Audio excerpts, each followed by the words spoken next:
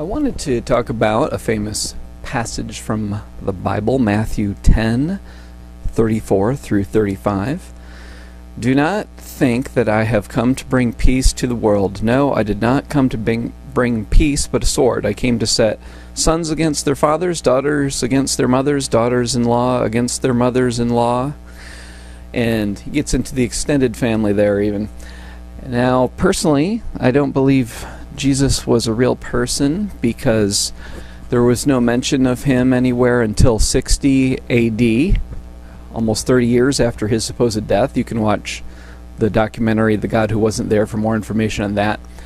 And beyond that, I also feel that anyone who was a true teacher would have not chosen all men as apostles. That's sexist. And also there was a mentioning of slavery by Jesus without condemning it. I think a true teacher would condemn slavery pretty obviously, but of course those were just conditions of the times, of the culture, and so that's why the writers included those kinds of things. But I think a true teacher would not be sexist or pro-slavery. But in many other ways, there's a lot of role modeling going on with Jesus, and I think that any religion, even those that have done a lot of harm to others through ignorance and prejudice and aggression, can also offer some good things. So in this particular instance, this quote, I think, is useful in a contemporary sense, because it reflects how, despite our desire for peacefulness in the world and in our own personal lives, sometimes there has to be conflict, and dealing with conflict is not necessarily a pleasant kind of thing. So, when you have this whole family disruption, I think this often is a good sign when there is family disruption, because on a soul level, I don't believe people always are born into a family situation that is going to be completely fulfilling and nurturing of their personal needs. A lot of times we choose a situation to be born into on a soul level that is going to give us something to rub against and define ourselves against, and it could reflect our past karma, things we need to work on, and so forth. So you have basically a choice between enabling situations that are clearly unhealthy or breaking free and becoming yourself and challenging.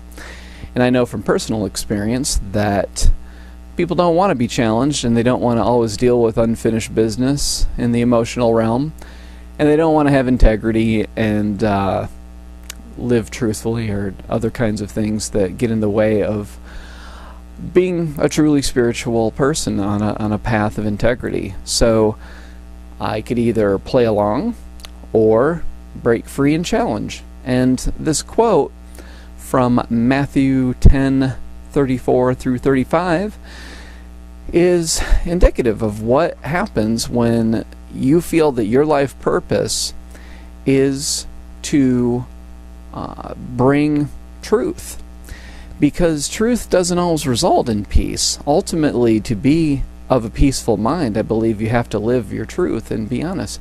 But to get to that place, sometimes you have to upset the system.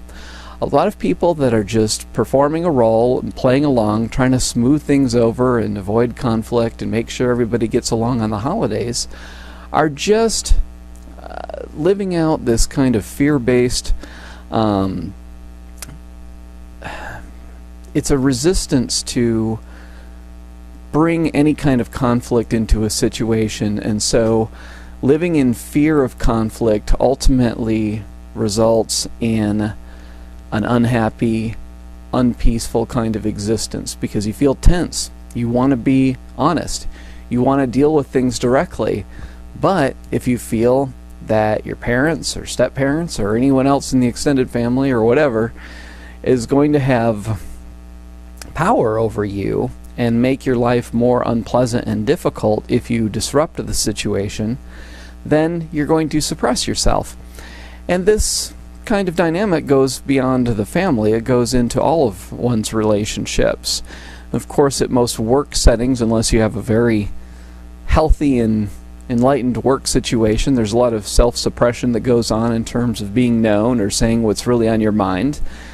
And but if you have friendships and other relationships in your life that have issues that need to be dealt with, if you're going to maintain them, if they're worth maintaining, that means dealing with bringing a sword.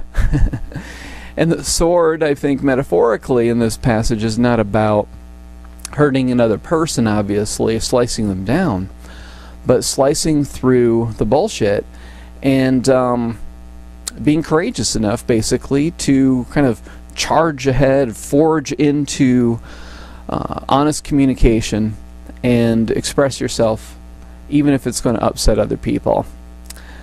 A lot of people on the spiritual path, I think, have to eventually run into conflict, no matter how nice they are, because otherwise they go crazy and just suffer from suppression.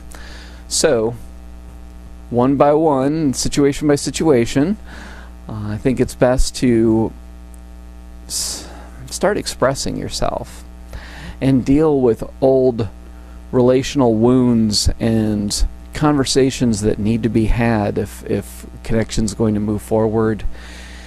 And know that it's not always going to be easy to have integrity, but it's worth it ultimately, because the only way I believe you can get to a peaceful mind is to not have any inner conflict, not have any conflict between who you are and how you're expressing yourself, how you're showing up in situations.